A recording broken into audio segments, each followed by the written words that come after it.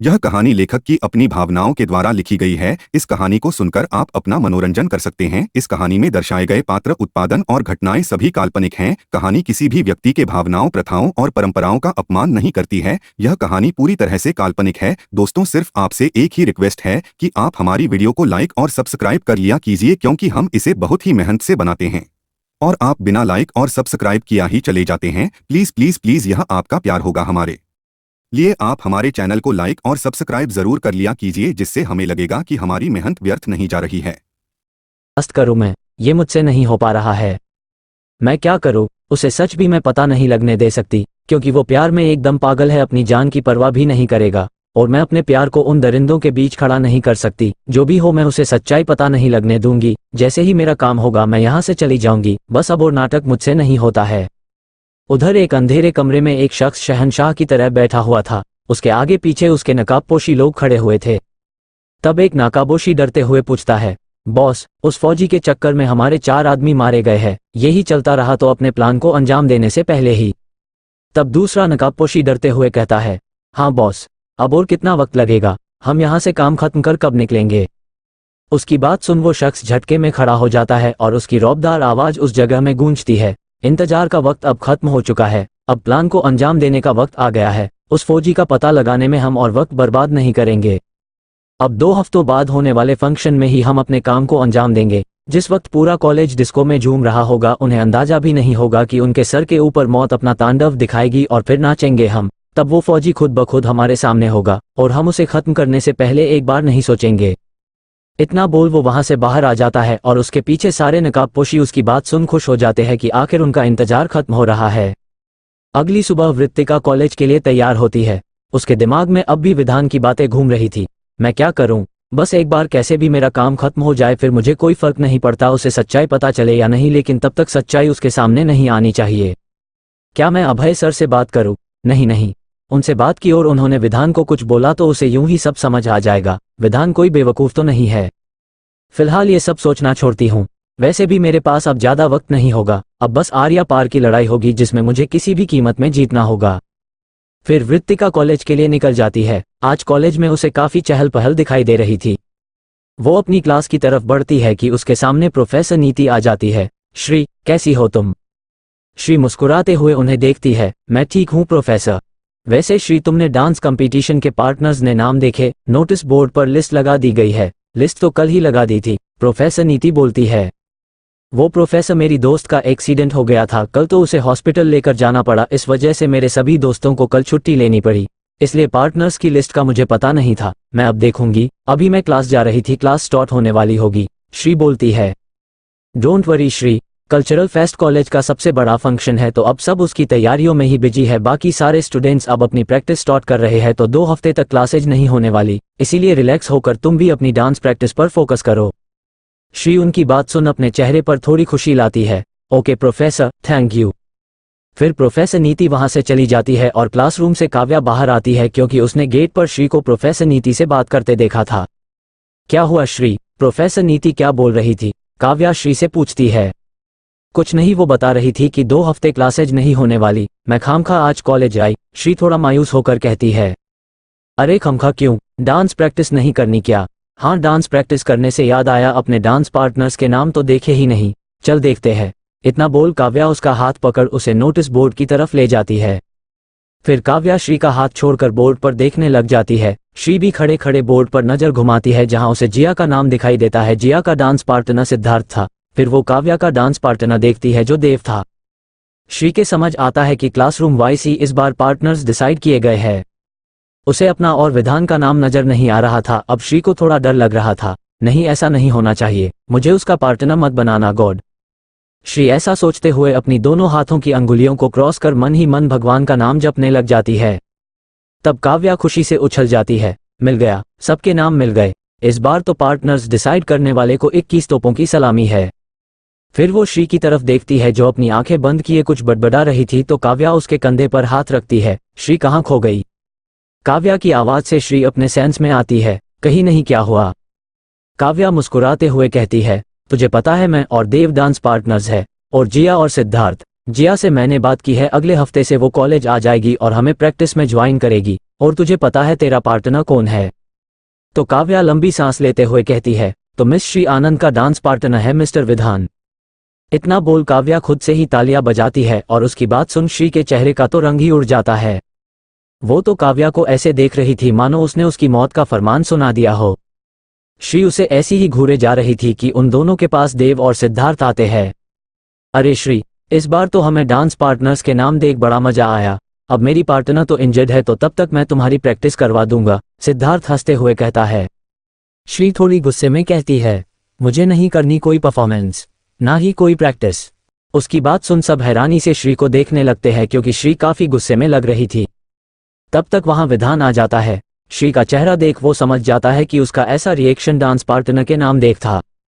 विधान उन सब की तरफ देख कहता है, श्री के कहने का मतलब था कि वो मेरे बिना थोड़ी कोई प्रैक्टिस कर सकती है, उसका पार्टनर तो मैं हूं। उसकी बात सुन वो तीनों रिलैक्स होते हैं और काव्या बोलती है, अच्छा ऐसा क्या? श्री की बातें भी न कभी कभी डरा ही देती है। श्री साफ साफ बोला करो ना यार, तूने तो डरा ही दिया था कि क्या हो गया। काव्या की बात सुन श्री कुछ बोलने को होती है उससे पहले ही विधान बोल पड़ता है, अब क्या यही खड़े खड़े प्रैक्टिस करनी है या यहाँ से चलना भी है? विधान की बात सुन काव्या जल्दी से बोलती है, नहीं नहीं, चलो ऑडिटोरियम हॉल में चलते हैं, वहां ज्यादा लोग भी नहीं होंगे तो हम आराम से प्रैक्टिस कर सकते हैं। काव्या की बात सुन सब उसकी बात सुन हामी में सर हिलाते हैं। फिर वो वहां से लिफ्ट की तरफ बढ़ जाते हैं और वही श्री उनके पीछे जाने लगती है कि विधान उसका हाथ पकड़ उसे अपनी तरफ खींच लेता है। CH48 हिम्मत कैसे हुई मेरी श्री को छूने की? काव्या लंबी सांस लेते हुए कहती है, तो मिस श्री आनंद का डांस पार्टनर है मिस्टर विधान। इतना बोल काव्या खुद से ही तालियां बजाती है और उसकी बात सुन श्री के चेहरे का तो रंग ही उड़ जाता है। वो तो काव्या को ऐसे देख रही थी मानो उसने उसकी मौत का फरमान सुना दिया हो। श्री उसे ऐसी ही घूरे जा रही थी कि उन दोनों के पास देव और सिद्धार्थ आते हैं। अरे श्री, इस बार तो हमें डांस पार्टनर्स के नाम देख बड़ा मजा आया। अब मेरी पार्टनर तो इंजर्ड है तो तब तक मैं तुम्हारी प्रैक्टिस करवा दूंगा, सिद्धार्थ हंसते हुए कहता है। श्री थोड़ी गुस्से में कहती है, मुझे नहीं करनी कोई परफॉर्मेंस, ना ही कोई प्रैक्टिस। उसकी बात सुन सब हैरानी से श्री को देखने लगते हैं क्योंकि श्री काफी गुस्से में लग रही थी। तब तक वहां विधान आ जाता है। श्री का चेहरा देख वो समझ जाता है कि उसका ऐसा रिएक्शन डांस पार्टनर के नाम देख था। विधान उन सब की तरफ देख कहता है, श्री के कहने का मतलब था कि वो मेरे बिना थोड़ी कोई प्रैक्टिस कर सकती है, उसका पार्टनर तो मैं हूं। उसकी बात सुन वो तीनों रिलैक्स होते हैं और काव्या बोलती है, अच्छा ऐसा क्या? श्री की बातें भी न कभी कभी डरा ही देती है। श्री साफ साफ बोला करो ना यार, तूने तो डरा ही दिया था कि क्या हो गया। काव्या की बात सुन श्री कुछ बोलने को होती है उससे पहले ही विधान बोल पड़ता है, अब क्या यही खड़े खड़े प्रैक्टिस करनी है या यहाँ से चलना भी है? विधान की बात सुन काव्या जल्दी से बोलती है, नहीं नहीं, चलो ऑडिटोरियम हॉल में चलते हैं, वहां ज्यादा लोग भी नहीं होंगे तो हम आराम से प्रैक्टिस कर सकते हैं। काव्या की बात सुन सब उसकी बात सुन हामी में सर हिलाते हैं। फिर वो वहां से लिफ्ट की तरफ बढ़ जाते हैं और वही श्री उनके पीछे जाने लगती है कि विधान उसका हाथ पकड़ उसे अपनी तरफ खींच लेता है। श्री विधान की इस हरकत पर थोड़ा हैरानी से देखने लगती है, ये क्या कर रहे हो तुम? दिखाई नहीं दे रहा कॉलेज में खड़े हो तुम, छोड़ो मेरा हाथ। विधान उसकी बात सुन उसे और करीब खींच लेता है, स्टूडेंट्स को भी तो दिखाई देना कि हम दोनों पार्टनर्स हैं। वैसे भी मैं थक गया हूं लड़कियों की नज़र अपने ऊपर बर्दाश्त करते करते, तुम्हें और मुझे ऐसे देखेंगे तो सब मुझसे दूर रहेगी। श्री उसकी बात सुन गुस्से में उसे देखती है, अपने ये दिखाने के लिए कोई और ढूंढ लो। और एक बात याद रहो, हम पार्टनर्स नहीं है, ओनली डांस कंपटीशन के पार्टनर्स है और वो भी जल्दी नहीं होंगे। मैं प्रिंसिपल सर से रिक्वेस्ट कर अपना पार्टनर चेंज करवा लूंगी या इस कंपटीशन में ही नहीं आओ। श्री की बात सुन विधान का चेहरा गुस्से में तमतमा जाता है, तुम ऐसा कुछ नहीं करने वाली, तुम्हें मेरे साथ ही डांस करना होगा और मुझे अपने करीब बर्दाश्त भी करना होगा, और ऐसा तुमने कुछ भी किया ना तो। श्री उसे तिरछी नजरों से घूरती है, ओह रियली, अब तुम मुझे धमकाओगे? और ये क्या बातें कर रहे हो तुम? कल तो बड़ी बड़ी बातें कर रहे थे कि तुम मुझे इग्नोर करोगे, अब क्या हो गया? क्यों मेरे करीब रहने के बहाने ढूंढ रहे हो? मैं कोई करीब रहने के बहाने नहीं ढूंढ रहा, और तुम मुझे तुम्हारी सच्चाई बता दो, मैं तुम्हारी तरफ आंख उठाकर भी दोबारा नहीं देखूंगा, क्योंकि जो मैंने पता करने की ठान ली ना वो तो मैं पता करके रहूंगा। इसीलिए जैसा चल रहा है चुपचाप चलने दो, कुछ भी बदलने की कोशिश की तो तुम्हारी तरह गुस्सा मुझे भी आता है। ऐसा बोल विधान श्री का हाथ छोड़ देता है, जिससे श्री झटके से उससे दूर हो जाती है और गुस्से में लिफ्ट की तरफ चली जाती है, क्योंकि वहां काफी स्टूडेंट्स उन दोनों को ही देख रहे थे। वही दीप्ति और रोहन भी गुस्से में उन्हें घूर रहे थे, ये श्री, इसकी किस्मत इतनी अच्छी कैसे है, इसके बिना कुछ करे ही ये विधान इसकी तरफ खींचा चला जाता है, समझ नहीं आ रहा करूँ तो क्या करूँ इसका मैं। दीप्ति गुस्से में कहती है, हाँ जो भी प्लान बनाते हैं उल्टा पड़ जाता है, ऊपर से इसके दोस्त हमेशा इसके आगे पीछे चिपके रहते हैं। सबसे पहले इसके दोस्तों से इसे अलग करना होगा। मेरे अंदर तो इससे बदला लेने की आग सुलग रही है। रोहन भी गुस्से में बोलता है। दीप्ति रोहन की तरफ मुस्कुरा कर देखती है। तुझे बड़ा इंटरेस्ट है ना श्री में, अगर मैं इसे तेरे हवाले कर दूं तो? दीप्ति बोलती है। कैसे? रोहन कहता है। वो तुम मुझ पर छोड़ दो, लेकिन उसकी ऐसी हालत होनी चाहिए कि वो यहाँ किसी को मुंह दिखाने के काबिल न रहे। तुम्हें वो लाइब्रेरी में मिल जाएगी, क्योंकि आज लाइब्रेरी में कोई नहीं होगा, सब डांस प्रैक्टिस में बिजी होंगे। दीप्ति रोहन की तरफ अपनी आईब्रो ऊपर करते हुए कहती है। एक बार ये मेरे कब्जे में आ जाए, इसे नोचे बिना तो मैं नहीं छोड़ूंगा, रोहन हवस भरी आवाज में कहता है। फिर वो दोनों वहां से चले जाते हैं। उधर कोई था उनके पीछे जो उनकी बातें सुन रहा था। वो इंसान थोड़ा साइड में आता है। वैसे शक तो मुझे भी है उस लड़की पर कि वो उस फौजी से मिली हो सकती है। इन दोनों को जो कर रहे हैं करने देता हूँ, इसके बाद अपने आप पता चल जाएगा, क्योंकि अगर वो लड़की उस फौजी से मिली है तो इतनी कमजोर तो नहीं होगी कि ऐसे लड़के के सामने हार मान ले। मैं एक काम करता हूँ, लाइब्रेरी में लगे हिडन कैमरों में मैं आराम से देख सकता हूँ। अगर वो नहीं हुई तो जो हो रहा है होने दूंगा। आखिर बड़े दिन हो गए हैं किसी लड़की को छटपटाते नहीं देखा। और श्री, मुझे बड़ा अफसोस हो रहा है तुम्हारे लिए। इतना बोल वो मुस्कुराते हुए वहां से चला जाता है। उधर श्री बाकी सभी दोस्तों के साथ डांस प्रैक्टिस कर रही थी। विधान श्री को जानबूझकर परेशान कर रहा था। वो श्री के साथ ऐसे डांस कर रहा था जिससे श्री को उसकी करीबी अंदर तक हिला रही थी, लेकिन वो कुछ भी नहीं कर सकती थी। उसे पता था विधान ये जानबूझकर कर रहा है। थोड़ी देर बाद सब थक कर बैठ जाते हैं। काव्या अपनी बोतल निकालती है तो उसमें पानी नहीं था। मैं पानी लेकर आती हूँ, तुम सब रेस्ट करो। इतना बोल श्री उठकर वहां से चली जाती है।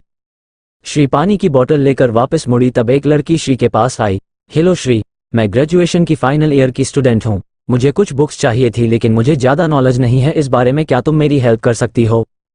श्री सोच में पड़ जाती है कि अभी तो क्लासेज भी नहीं लग रही, इस लड़की को अभी बुक्स क्यों चाहिए? उसे उस पर शक हो रहा था। तब वो लड़की श्री को ऐसे सोचता देख जल्दी से बोलती है। आई नो तुम सोच रही हो कि मैं अभी बुक्स के लिए क्यों बोल रही हूँ। वो एक्चुअली मेरे फर्स्ट सेमेस्टर में बहु कम मार्क्स आए हैं, तो मैं दूसरे सेमेस्टर में अच्छे मार्क्स लाना चाहती हूँ प्लीज। श्री को उस पर शक तो हो रहा था, लेकिन वो कुछ नहीं बोलती, क्योंकि अगर वो लड़की कुछ करती भी तो भी श्री का कुछ नहीं बिगाड़ सकती थी। श्री भले ही एसएफ की ऑफिसर थी, लेकिन वो मार्कोस की वेल ट्रेन्ड कमांडो पहले थी, जिसे इतनी आसानी से चकमा देना ऐसे लोगों के बस की बात नहीं थी। श्री उस लड़की के साथ साथ जाने लगती है। वो लड़की श्री के साथ लाइब्रेरी की तरफ जाती है, जहां श्री उसकी मदद करने को बुक्स देखने लगती है। थोड़ी देर बाद वो लड़की वहां नहीं होती है। श्री को पहले ही अंदाजा था इस बात का कि तभी लाइब्रेरी के रूम की लाइट्स ऑफ होती है और वहां अंधेरा हो जाता है। श्री कुछ सोचने लगती, उससे पहले ही उसकी नज़र बुक्स के बीच पर से आ रही हल्की सी रेड लाइट पर जाती है तो उसकी आंखें हैरानी से बड़ी हो जाती है। वो खुद से ही सोचती है, क्या ये हिडन कैमरा है? इसका मतलब कॉलेज में नज़र रखने को उन लोगों ने हिडन कैमरों का जाल बिछाया है, क्योंकि वो कॉलेज के सिक्योरिटी सिस्टम को तो क्रैक नहीं कर पा रहे थे। तभी श्री के पीछे से कोई उसका हाथ पकड़ लेता है तो श्री गुस्से में उस तरफ पलटती है। तब लाइब्रेरी की लाइट्स जल जाती है। श्री सामने रोहन को देख गुस्से में तमतमा जाती है। श्री एक झटके से उसका हाथ छुड़ाती है। ये क्या हरकत है? तुम अपनी हरकतों से बाज नहीं आओगे ना? लगता है पिछली बार की सजा कम थी तुम्हारे लिए, इस बार तुम्हें छोड़ूंगी नहीं मैं। रोहन जो अपने दो दोस्तों के साथ खड़ा था हंसते हुए कहता है, तुम अबला नारी, मेरा क्या बिगाड़ लोगी? पहले मैं जो करना चाहता हूँ वो कर लूँ मेरी जान, उसके बाद जिसको जाकर बोलना है बोलती रहना। उधर जब काफी देर तक श्री नहीं आती है तो विधान थोड़ा टेंशन में आ जाता है। तुम सब बैठो, मैं देख कर आता हूँ श्री कहाँ रह गई। बाकी सब इतना थक गए थे कि बस विधान की बात पर हामी में सर हिलाते हैं। विधान उठकर बाहर जाता है, जहां कुछ दूरी पर उसे पानी की बोतल रखी दिखाई देती है तो वो थोड़ा टेंशन में आ जाता है। वो जल्दी में श्री को देखने लगता है तो वहां पास में ही एक लड़कियां ग्रुप बनाकर बातें कर रही थी। विधान उनसे श्री के बारे के पूछता है, क्या तुम लोगों ने कहीं श्री को देखा है? उनमें से एक लड़की बोलती है, हाँ वो कुछ देर पहले यही थी, उसके बाद मैंने एक लड़की से उसे बात करते सुना था, वो शायद लाइब्रेरी गई है। उसकी बात सुन विधान को अब थोड़ी घबराहट हो रही थी, क्योंकि उसके दिल में अजीब सी बेचैनी थी जो वो समझ नहीं पा रहा था। उधर श्री जैसे ही गुस्से में जाने लगती है, रोहन उसे पकड़कर पास की बेंच पर धक्का दे देता है। इस वक्त श्री को इतना गुस्सा आता है कि वो रोहन का खून कर देना चाहती थी, लेकिन तब उसके दिमाग में उस कैमरे का ख्याल आता है। नहीं, इन बेवकूफ़ों की वजह से मैं अपनी आइडेंटिटी रिवील नहीं कर सकती। इन 2-3 धक्कनों के चक्कर में मैं इतने स्टूडेंट्स की जान खतरे में नहीं डाल सकती। अगर वो लोग फुटेज देख रहे होंगे तो मेरी हरकत से उन्हें यूँ पता लग जाएगा कि मैं वो सोल्जर हूँ। ऐसा नहीं कर सकती मैं, लेकिन मैं यहाँ से निकलूँ कैसे? श्री ये सब सोच रही थी कि तभी रोहन उसके ऊपर झुकता है तो श्री उसके प्राइवेट पार्ट पर एक लात मारती है, जिससे वो तड़प उठता है। श्री उठकर भागने को होती है कि रोहन जोर से चिल्लाता है, पकड़ो उसे, भागने ना पाए साली। बाकी के दोनों दोस्त श्री को पकड़ लेते हैं जो लाइब्रेरी का दरवाजा खोलने लग रही थी। वो दोनों पकड़कर उसे वापस रोहन के आगे ले आते हैं। अब रोहन गुस्से में श्री को घूरता है, अब तू बहुत बुरा अंजाम भुगतेगी देखना, पहले मैंने सोचा था तेरे साथ प्यार से पेश आऊंगा लेकिन तू इस लायक ही नहीं है। रोहन श्री के बाल पकड़ उसे बेंच पर धकेल देता है और खुद उसके ऊपर आ जाता है। उधर कैमरे की फुटेज देखते वक्त उस इंसान के चेहरे पर परेशानी झलकने लग जाती है। इसका मतलब इस लड़की का कोई वास्ता नहीं है इस लड़ाई से, बेचारी खामखा बलि का बकरा बन गई। अब इसकी इज्जत की कुर्बानी को तो इसका कोई हीरो ही बचाए। लेकिन छोड़ो, मुझे अब इस बात पर ध्यान देना है कि और कौन हो सकता है जिस पर मुझे शक हो, क्योंकि ये लड़की तो नहीं है। तब उसकी नज़र लाइब्रेरी की तरफ बढ़ रहे विधान पर पड़ी। चलो, इस लड़की का हीरो तो आ गया, एंटरटेनमेंट खत्म हुआ, अब मुझे सोचना है कि उस फौजी का पता कैसे लगाया जाए। इतना सोच वो फुटेज बंद कर देता है। उधर रोहन जबरदस्ती श्री को किस करने की कोशिश कर रहा था। उसने जबरदस्ती उसकी टॉप की स्लीव भी थोड़ी नीचे खिसका दी थी। जबरदस्ती के चक्कर में उसके नाखून श्री की गोरी स्किन पर लाल निशान बना देते हैं। श्री के दोनों हाथों को वो लड़के पकड़ रखे थे। अब श्री के पास सेल्फ डिफेंस के अलावा कोई रास्ता नहीं बचा था। श्री ने गहरी सांस ली और वो जैसे ही कुछ करने वाली थी, धड़ाम से लाइब्रेरी का दरवाजा खुलता है। तेज रफ्तार से विधान लाइब्रेरी में आता है, जिसे देख दो पल रोहन डर जाता है, वही श्री चैन की सांस लेती है। जैसे ही रोहन की पकड़ श्री पर से ढीली होती है, वो एक झटके में उसे धक्का देती है और उठकर भागकर विधान से जाकर लिपट जाती है। विधान को श्री को ऐसे देख रोहन पर बहुत ज्यादा गुस्सा आ रहा था। वो श्री को टाइट हग करता है, मानो श्री को उसने छोड़ दिया तो वो कहीं गायब हो जाएगी। वही श्री बस आंखें बंद किए सोच रही थी, थैंक यू विधान, तुम सही टाइम पर आ गए, वरना आज मेरे बारे में उन लोगों को पता लग ही जाता, थैंक यू सो मच। वही विधान सोच रहा था कि श्री डर गई थी, इसीलिए शायद वो विधान को अपने पास देख सिक्योर फील कर रही थी। उधर रोहन गुस्से में विधान को घूर रहा था, देखो विधान, आज मेरे रास्ते में मत आ, चुपचाप यहाँ से चला जा वरना अच्छा नहीं होगा। इस श्री को हमारे हवाले कर निकल जा यहाँ से। उसकी बात सुन श्री को भी गुस्सा आ जाता है और वो सोचने लग जाती है, शुक्र मनाओ कि आज विधान तुम्हारे रास्ते में आ गया, वरना आज तुम्हारी लाश यहाँ से बाहर जाती। और विधान को उसकी बात पर गुस्सा आ जाता है। श्री की तरफ आंख उठाकर भी देखने की तुम्हारी हिम्मत कैसे हुई? पिछली बार मैंने तुम्हें बख्श दिया था तो तूने सोचा हर बार बच जाएगा, इस बार तूने हद पार कर दी, तेरी हिम्मत कैसे हुई मेरी श्री को अपने गंदे हाथों से छूने की भी? विधान के मुंह से अपने लिए मेरी श्री सुन वृत्तिका खुद हैरान थी। इसे मेरे झूठ से भी फर्क नहीं पड़ा, क्या ये मेरा झूठ जानने के बाद भी मुझसे प्यार करता है? विधान, तुम सच में पागल हो, तुमसे ज्यादा प्यार करने वाला इस दुनिया में नहीं है, लेकिन काश मैं तुम्हें अपनी फीलिंग्स बता पाती। यही सब सोचते हुए वृत्तिका के हाथ विधान की गर्दन पर ज्यादा कस जाते हैं, मानो वो उसे छोड़ना ही नहीं चाहती हो। वही विधान ये महसूस कर प्यार से श्री की पीठ को सहलाता है ताकि वो शांत हो जाए। रोहन विधान की बात सुन आग बबूला हो जाता है, तेरी श्री, वाकई ये तेरी कब से हो गई? विधान ऊंची आवाज में बोलता है, जब से इसने मेरी जिंदगी में दस्तक दी तब से, और अब इसके ऊपर कोई आंख भी उठाकर देखेंगे तो मैं उसकी आंखें निकाल लूंगा। और तूने तो इसे छूने की हिम्मत की है, तेरी मैं क्या हालत करूंगा ये तू सोच भी नहीं सकता। विधान के मुंह से निकले एक एक शब्द में सच्चाई साफ झलक रही थी, जिसे सुन रोहन और उसके दोस्तों के कदम कुछ पीछे चले जाते हैं। एक खूबसूरत लड़की जिसकी खूबसूरती देखकर हर इंसान बोले कि यह आसमान से उतरी हुई किसी परी की तरह है, उसके साथ होता है अन्याय और वह घर छोड़कर भाग जाती है, पर अभी भी उसका दर्द कम करना भगवान को मंजूर नहीं था और फिर से एक बार बदलती है उसकी जिंदगी और उसकी शादी हो जाती है एक ऐसे माफिया से जो करता है पूरे एशिया में राज। और अब होती है उसके जिंदगी की असली शुरुआत, कैसे बेरहम माफिया देता है उसे दर्द, और फिर ऐसा क्या हो जाता है कि वह पागल हो जाता है उसके प्यार में, उसकी मासूमियत से नहीं बच पाता है उसका दिल, और वह करने लगता है उसे बेनतहा मोहब्बत, मासूमियत से भरी चांद की कहानी जो कर देती है एक डेविल माफिया को भी अपना दीवाना। इस स्टोरी को पूरा सुने, आप भी हो जाएंगे चांद के दीवाने। चैनल को सब्सक्राइब कर सर्च करें mafia cute girl, mafia cute girl. किस चुरा ली? उधर रोहन गुस्से में विधान को घूर रहा था, देखो विधान, आज मेरे रास्ते में मत आ, चुपचाप यहाँ से चला जा वरना अच्छा नहीं होगा, इस श्री को हमारे हवाले कर निकल जा यहाँ से।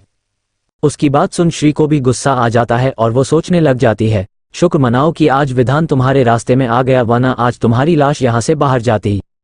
और विधान को उसकी बात पर गुस्सा आ जाता है, श्री की तरफ आंख उठाकर भी देखने की तुम्हारी हिम्मत कैसे हुई?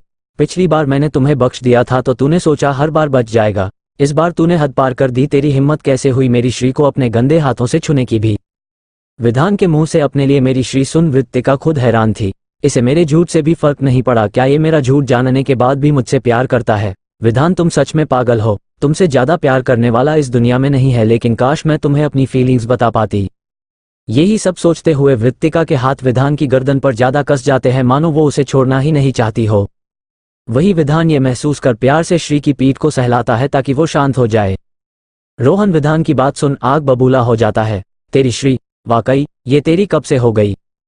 विधान ऊंची आवाज में बोलता है, जब से इसने मेरी जिंदगी में दस्तक दी तब से, और अब इसके ऊपर कोई आंख भी उठाकर देखेंगे तो मैं उसकी आंखें निकाल लूंगा। और तूने तो इसे छूने की हिम्मत की है, तेरी मैं क्या हालत करूंगा ये तू सोच भी नहीं सकता।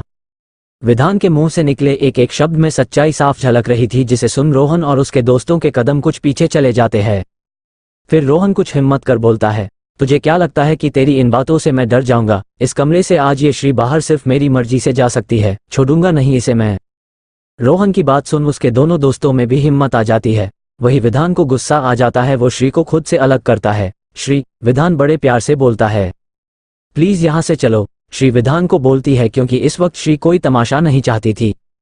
तुम थोड़ी देर रुको, हम चल रहे हैं। ऐसा बोल विधान उसे खुद से दूर करता है और श्री का चेहरा देखता है। श्री के गालों पर आंसुओं के निशान थे, उसके होठों के किनारे पर खून निकल आया था और एकाएक विधान की नज़र श्री की गर्दन पर जाती है जहां नाखूनों के निशान बने हुए थे तो विधान की आंखें लाल हो जाती है। वो श्री को अपने पीछे करता है और फिर गुस्से में रोहन की तरफ बढ़ता है।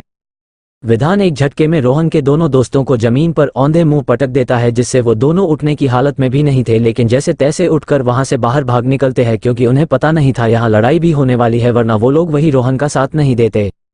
अब रोहन और विधान सामने सामने थे। रोहन गुस्से में एक पंच विधान के मुंह पर मारने लगता है, लेकिन विधान उसे अपने चेहरे के आगे ही रोक देता है और जोरदार मुक्का रोहन के पेट पर मारता है, जिससे रोहन एक पल तो सुन्न रह जाता है। विधान के अंदर इस वक्त सोच सोच कर ही आग लग रही थी कि अगर वो वक्त पर नहीं आता तो उसकी श्री। विधान के दिमाग ने तो मानो काम करना बंद कर दिया। विधान रोहन को बेतहाशा मारने लगता है। अब रोहन के मुंह से खून आता है और उसके सर पर भी चोट लग जाती है। फिर विधान उसे जोर से दीवार की तरफ पटक देता है, जिससे रोहन अधमरा सा वापस खड़ा होने लगता है। विधान के सर पर खून सवार था, जिसे देख श्री खुद डर गई। ओह गॉड, अगर मैंने विधान को नहीं रोका तो ये इसकी जान ले लेगा। ऐसा सोच वो जल्दी से विधान के आगे आती है। विधान प्लीज स्टॉप, ये मर जाएगा। विधान गुस्से में चिल्लाता है, इसे जान से ही तो मारना चाहता हूं मैं, आज मैं इसे नहीं छोड़ूंगा। श्री विधान के आगे खड़ी थी और विधान रोहन को और मारने को बेचैन था। विधान अंदर तक सुलग रहा था। श्री को तो समझ ही नहीं आ रहा था कि जबरदस्ती करने की कोशिश उसके साथ हुई है और छटपटा विधान रहा है। श्री गुस्से में रोहन की तरफ देखती है जो खून से लथपथ था और उम्मीद से श्री की तरफ ही देख रहा था। अब तुम क्या अपना अंतिम संस्कार करवाने का इंतजार कर रहे हो? जल्दी से निकलो यहाँ से, मैं ज्यादा देर विधान को नहीं रोक सकती। इसके बाद जो कुछ होगा उसके जिम्मेदार सिर्फ तुम होवोगे। श्री का बात सुन रोहन को तो मानो जिंदगी मिल गई। वो लंगड़ाते हुए वहां से बाहर निकलने लगता है। विधान उसे मारने को जाने लगता है, तब श्री उसकी शर्ट के कॉलर पकड़ उसे बुक्स की एक रैक के पास सटा देती है और खुद उसके सामने खड़ी हो जाती है। श्री दरवाजे की तरफ देखती है ताकि रोहन वहां से चला जाए, और विधान श्री की पकड़ से छूटने को बेताब था। आज विधान को लग रहा था मानो उसकी दुनिया ही उजड़ जाती। रिलैक्स विधान, वो बहुत ज्यादा घायल है, अब छोड़ो उसे, श्री विधान को समझाते हुए कहती है।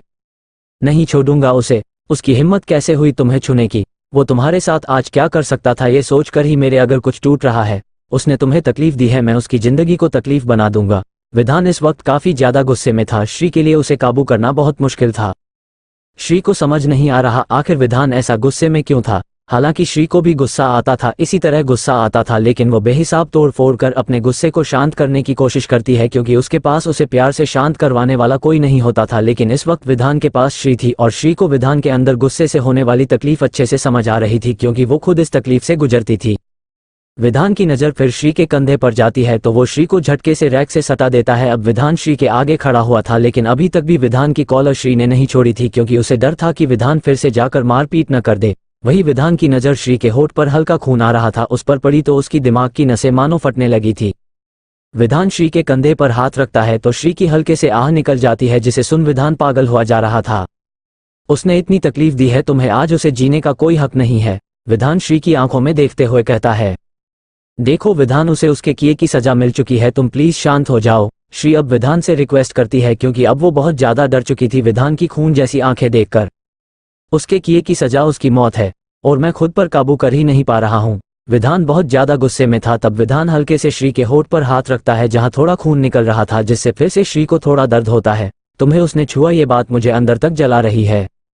अब विधान बिना सोचे श्री के होठ पर अपने होठ रख देता है, जिसे महसूस कर श्री की आंखें हैरानी से बड़ी हो जाती है। विधान की रूठ किस से श्री को साफ महसूस हो रहा था कि इस वक्त विधान अंदर से कितना जल रहा है। वो विधान की कॉलर छोड़ उसे खुद से दूर करने की कोशिश करती है, लेकिन विधान को तो जैसे कुछ भी महसूस नहीं हो रहा था।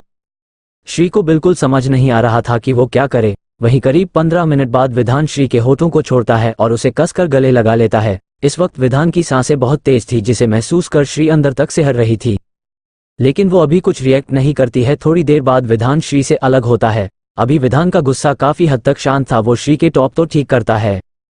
श्री उसे गुस्से से घूर रही थी तो विधान की नज़र श्री के चेहरे पर जाती है। तब उसे एहसास होता है कि उसने अभी क्या किया। ये एहसास होते ही विधान के तो मानो रोंगटे खड़े हो गए। उसे समझ नहीं आ रहा था वो श्री से क्या कहे क्या नहीं, क्योंकि वो अपने सेंस में ही नहीं था उस वक्त। विधान इधर उधर देखने लगता है। श्री को पता था अभी विधान के दिमाग में क्या चल रहा है, क्योंकि वो विधान का हाल अच्छी तरह समझ पा रही थी। साथ ही विधान ने जिस तरह उसके लिए रोहन को मारा, ये सोच वो अंदर ही अंदर बहुत खुश थी। लेकिन विधान के सामने वो अपना गुस्सा बरकरार रखती है, क्योंकि उसने उसे बहुत रूड किस किया था और श्री के होठ थोड़े सूज गए थे। श्री वहां से जल्दी से बाहर चली जाती है। विधान को भी समझ नहीं आ रहा था वो क्या बोले, इसीलिए वो भी श्री के पीछे पीछे जाने लगता है। श्री अभी लाइब्रेरी से बाहर कुछ कदम ही गई थी कि सामने से काव्या, सिद्धार्थ और देव के साथ वही आ रही थी। श्री तू ठीक है? नीचे सबने रोहन की ऐसी हालत देखी तो सब डर गए। वो बेहोशी में तेरा और विधान का नाम ले रहा था। क्या हुआ है? काव्या परेशान होते हुए पूछती है। फिर काव्या की नज़र श्री होठों पर पड़ी, जहां एक साइड थोड़ा खून निकल रहा था और उसके होठ भी सूज गए थे। श्री तेरे होठों पर खून? तुझे चोट भी लगी है? क्या हुआ है बताना, मेरा दिल बैठा जा रहा है, काव्या कहती है। काव्या तू परेशान मत हो, मैं ठीक हूँ। वो रोहन ने मेरे साथ बदतमीजी करने की कोशिश की तो गिरने से मुझे चोट लग गई और विधान की ओर उसकी हाथापाई हो गई, जिसमें उसकी ये हालत हो गई। श्री शॉर्ट में ही उन्हें पूरी स्टोरी समझा देती है। अच्छा किया विधान ने उस साले को मारकर, उसकी तो जान ले लेनी चाहिए थी। वो अपनी हरकतों से बाज नहीं आएगा, सिद्धार्थ गुस्से में कहता है। श्री उन्हें समझाते हुए कहती है, रिलैक्स, सब ठीक है, मुझे घर जाना है, प्लीज इस बारे में और बात नहीं करते हैं। ओके श्री, वैसे तुम्हें और चोट लगी हो तो हम हॉस्पिटल चले, देव परेशान होते हुए कहता है। नहीं मैं ठीक हूं, मैं बस घर जाना चाहती हूं, श्री कहती है। ओके, इतना बोल सब कैंपस से बाहर आते हैं। श्री आज बाइक नहीं लाई थी तो वो कैब बुक करने को फोन निकालती है। श्री तुम आज बाइक नहीं लाई हो, तुम एक काम करो, विधान के साथ चली जाओ, विधान तुम्हें घर ड्रॉप कर देगा, सिद्धार्थ कहता है। नहीं मैं चली जाऊंगी, श्री उन्हें मना करती है। क्यों श्री, कहीं तुम्हें और चोट तो नहीं लगी? मुझे लगता है श्री को हॉस्पिटल ले जाना होगा, काव्या कहती है। मैंने कहा ना मैं ठीक हूँ, वैसे भी विधान की उससे लड़ाई हुई थी, विधान को घर जाकर रेस्ट करना चाहिए, उसके शायद कहीं चोट आए हो, मैं चली जाऊंगी, श्री विधान को गुस्से में घूरते हुए कहती है। वही विधान जो काफी देर से श्री से नजरें चुराने की कोशिश कर रहा था, वो तपाक से बोलता है, मुझे चोट नहीं आई, मैं छोड़ दूंगा तुम्हें घर। विधान की बात सुन श्री उसे गुस्से से घूरती है, वही बाकी सबके चेहरे पर मुस्कान आ जाती है।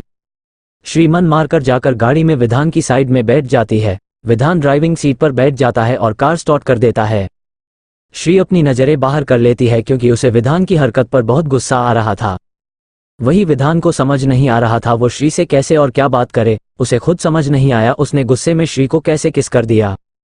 पूरे रास्ते श्री एक शब्द भी नहीं कहती, वही विधान जो कुछ बोलने की कोशिश तो कर रहा था लेकिन बेचारे की जुबान तो हलक में अटक गई थी। जैसे ही कार श्री के घर के बाहर पहुंची, श्री एक झटके में दरवाजा खोल घर के अंदर घुस जाती है। वो घर में जाकर जैसे ही दरवाजा बंद करने लगती है, पीछे से विधान दरवाजे को हाथ से रोक लेता है और अंदर आकर वो दरवाजा बंद कर देता है। तुम अंदर क्यों आए हो, निकलो मेरे घर से, श्री गुस्से में उसे घुरकर कहती है।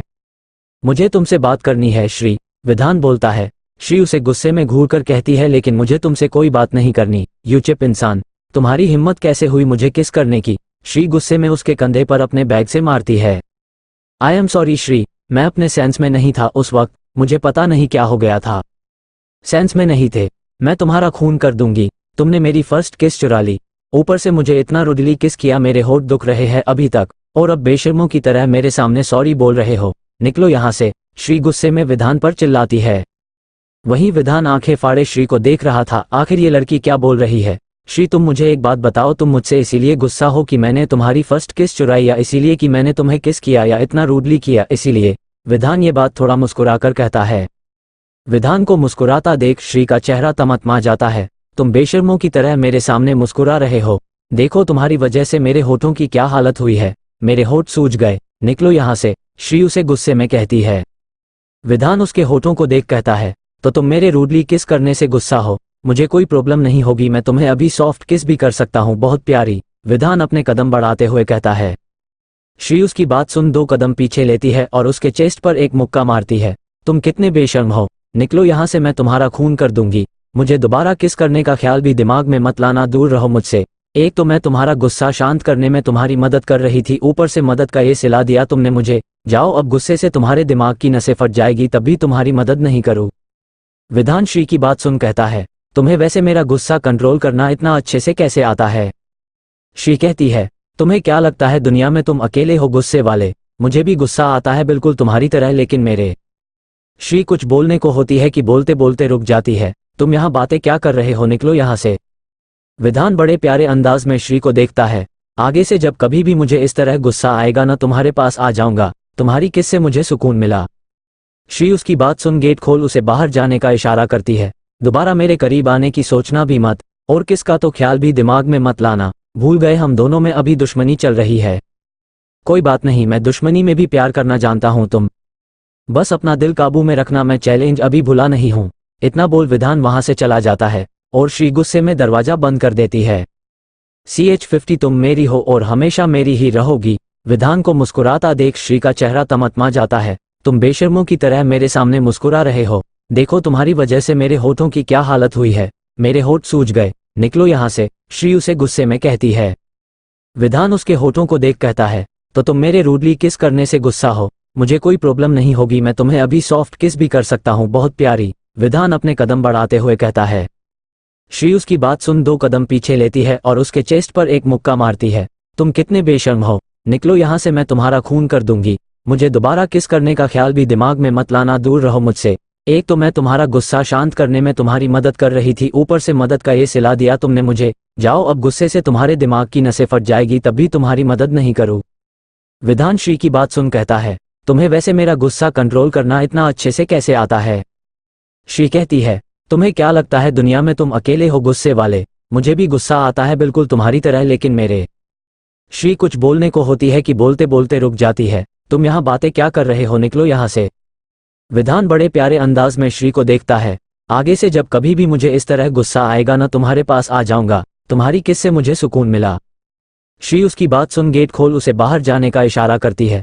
दोबारा मेरे करीब आने की सोचना भी मत, और किसका तो ख्याल भी दिमाग में मत लाना। भूल गए हम दोनों में अभी दुश्मनी चल रही है। कोई बात नहीं, मैं दुश्मनी में भी प्यार करना जानता हूँ, तुम बस अपना दिल काबू में रखना, मैं चैलेंज अभी भुला नहीं हूँ। इतना बोल विधान वहां से चला जाता है और श्री गुस्से में दरवाजा बंद कर देती है। विधान के जाने के बाद वृत्तिका शावर लेकर नाइट सूट पहन लेती है। फिर वो अपने रूम में लगी ड्रेसिंग के आगे बैठती है। वृत्तिका की आंखों के सामने पूरा दिन एक मूवी की तरह चल रहा था। उसे रोहन पर बेहिसाब गुस्सा आ रहा था, लेकिन जो हालत विधान ने रोहन की थी उसके बाद शायद अब 1-2 महीने तक तो वो कोमा में ही रहेगा। जैसे ही वृत्तिका के दिमाग में विधान का रोहन से फाइटिंग वाला सीन आता है, उसके होठों पर खुद ब खुद मुस्कान आ जाती है। विधान का उसे मेरी श्री कहना वृत्तिका के दिल में गुदगुदी कर रहा था। वृत्तिका खुद को आईने में देख रही थी। वो अपने होठों पर हाथ रखती है जिससे उसे विधान का किस करना याद आ जाता है। वो खुद ही बोल पड़ती है, पता नहीं क्यों उसकी छुअन मुझे बुरी क्यों नहीं लगी थी। जब उस घटिया रोहन ने मुझे छूने की कोशिश की तो मुझे घिन आ रही थी उससे। अगर विधान एक पल और देर करता तो मैं उसका खून कर देती आज। वहीं जब विधान ने मुझे गुस्से में भी छुआ तो मुझे बिल्कुल बुरा नहीं लगा। वृत्तिका फिर मिरर के सामने से उठते हुए एक गहरी सांस लेती है। आज तो मैं बाल बाल बची हूँ, लेकिन उन लोगों ने कॉलेज में हिडन कैमरे लगाए हैं तो कॉलेज में लगाते हुए किसी कैमरे में तो रिकॉर्ड हुए होंगे ना। ये बात दिमाग में आते ही वृत्तिका जल्दी से अपने सीक्रेट रूम के अंदर जाती है और बड़ी स्क्रीन पर कॉलेज की पुरानी फुटेज की रिकॉर्डिंग प्ले कर बैठ जाती है और बड़े ध्यान से मार्क करने लगती है। उसे जिस इंसान पर शक होता है वो उसका नाम नोट करती जाती है। ऐसे ही फुटेज देखते देखते वृत्तिका को सुबह हो जाती है। इस बीच उसने एक झपकी भी नहीं ली थी। उसके सामने अब नामों की एक छोटी लिस्ट थी और सबसे बड़ी बात उसमें उस इंसान का भी नाम था जिस पर उसे पहले से शक था। वृत्तिका उस लिस्ट को देख मुस्कुराती है और फिर उठकर अपने रूम में चली जाती है। इस वक्त सुबह के 5 बजे थे तो अब तो उसके पास सोने का टाइम बिल्कुल नहीं था, इसीलिए वो किचन में चली जाती है और अपने लिए कॉफी बना लेती है। कॉफी पीकर वृत्तिका बाथरूम में घुस जाती है और नहाकर तैयार हो जाती है। अभी कॉलेज जाने में काफी वक्त था तो वृत्तिका आर्यन को कॉल करती है। आर्यन 1-2 रिंग के बाद फोन उठा लेता है। हेलो वृत्ति। आर्यन कैसे हो तुम और अंकल, वृत्तिका पूछती है।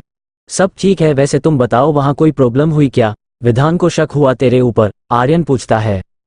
हाँ शक तो हुआ, आखिर तेरी बेवकूफ़ी जाया थोड़ी जाएगी। उसे पता चल गया कि श्री आनंद मैं नहीं हूँ, मैं बस श्री आनंद की आइडेंटिटी यूज कर रही हूँ, वृत्तिका बोलती है। क्या? लेकिन जो आइडेंटिटी मिशन में दी जाती है उसकी डिटेल्स तो पूरी सिक्योर रखी जाती है ना वृत्ति? तो उसे कैसे पता चला कि श्री आनंद कोई और है? आर्यन की बात में हैरानी साफ झलक रही थी। आर्यन, तुम भूल गए हो शायद, विधान एक इंटरनेशनल कंपनी का सीईओ है, साथ में उसका business platform out of India फैला हुआ है। अब इतना बड़ा आदमी एक छोटी सी इन्फॉर्मेशन नहीं निकाल सकता तो शर्म की बात है। और वैसे भी विधान के दादाजी अभय सिंह आहूजा इंडियन आर्मी के रिटायर्ड चीफ है, तो उसके लिए कुछ भी पता करना कोई बड़ी बात नहीं होगी। सॉरी वृत्ति, मेरी वजह से तुम मुसीबत में फंस गई, आर्यन थोड़ा दुखी होते हुए कहता है। कोई बात नहीं आर्यन, अगर विधान की जगह कोई और होता तो शायद मुसीबत हो जाती। डोंट वरी, उसे ये नहीं पता मैं हूं कौन। ये पता लगने से पहले आई थिंक मैं अपना काम खत्म कर दूंगी। मुझे तुम्हें कुछ बताना था, वृत्तिका कहती है। हाँ बोल, आर्यन ध्यान से वृत्तिका की बात सुनता है। आर्यन, वो लोग हमारी वजह से कॉलेज के कैमरा सिस्टम को हैक नहीं कर पा रहे, इसीलिए उन्होंने जगह जगह हिडन कैमरे लगाकर अपना एक नया सिस्टम बना लिया है। तुम्हें उसे क्रैश करना होगा। लेकिन वृत्ति, मैं उनका सिस्टम क्रैश तो कर दूंगा, लेकिन हमला करने तक उन्होंने कुछ नया कर दिया तो, आर्यन कहता है। हालांकि आर्यन वृत्तिका के सामने थोड़ी बेवकूफ़ों वाली हरकतें करता था, लेकिन टेक्निकल डिपार्टमेंट में उसकी स्किल्स का जवाब नहीं था। तुम बस रेडी रहना आर्यन, जिस दिन वो लोग हमला करेंगे उस वक्त मैं तुम्हें सिग्नल दूंगी। मेरा सिग्नल पाते ही तुम्हें उनका सिक्योरिटी सिस्टम क्रैश करना होगा। वृत्तिका उसे सब डिटेल में समझाती है। ओके वृत्ति, मैं हर सिचुएशन के लिए तैयार रहूंगा, तू बस अपना ध्यान रखना, आर्यन वृत्तिका की फिक्र करते हुए कहता है। वैसे एक और बात थी जो मुझे कहनी थी। क्या? वो विधान सच में काफी हॉट है, तेरे जैसे अंगारे के लिए परफेक्ट है, आर्यन उसे चिढ़ाते हुए कहता है। शट अप आर्यन, इतना बोल वृत्तिका फोन रख देती है। कुछ देर बाद कॉलेज का टाइम होते ही वृत्तिका कॉलेज के लिए निकल जाती है। इस वक्त वृत्तिका ने लाइट ब्लू शर्ट पहनी थी और नीचे ब्लू ट्राउजर पहना था। उसके कॉलर के पास निशान बस हल्के दिखाई दे रहे थे, जिसे छुपाने की उसने पूरी कोशिश की थी, क्योंकि कल वो निशान देखकर विधान का पारा हाई हो गया था। वृत्तिका कॉलेज पहुंचकर सीधे ऑडिटोरियम हॉल में चली जाती है, क्योंकि उसे पता था इस वक्त क्लास में कोई नहीं मिलेगा। हॉल में काव्या पहले से ही देव के साथ डांस प्रैक्टिस कर रही थी और सिद्धार्थ उसे चीयर अप कर रहा था। सबसे पहले एक साथ सबका कपल डांस होने वाला था और उसके बाद दूसरे राउंड में एक एक जोड़ी का परफॉर्मेंस होने वाला था। वृत्तिका हॉल में नजर दौड़ाती है, उसे विधान नजर नहीं आ रहा था। वो जाकर सिद्धार्थ के साइड में बैठ जाती है।